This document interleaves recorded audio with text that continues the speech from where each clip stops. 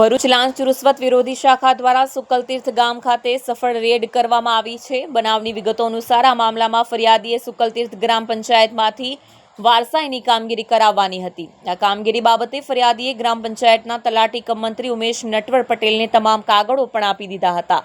જો કે તલાટી દ્વારા વારસાઈની કામગીરી કરવામાં આવી ન હતી અને છેલ્લા 1 વર્ષથી ફરિયાદીને ધક્કા ખવડાવવામાં આવતા હતા। આ બાદ તલાટી કમ મંત્રીએ વારસાઈની કામગીરી પેટે ₹8,000ની લાંચની માંગણી કરી હતી અને આ કામગીરી માટે ગ્રામ પંચાયતના વીસીઈ રવિરાજસિંહ ઉર્ફે કેનિલભાઈને મળી લેજો તેમ જણાવ્યું હતું।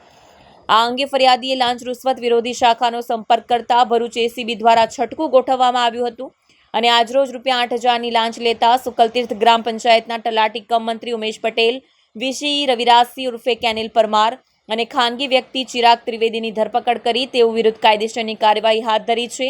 એસીબીની કામગીરીના કારણે લાંચિયા અધિકારીઓમાં ફફડાટ ફેલાઈ જવા પામ્યો છે।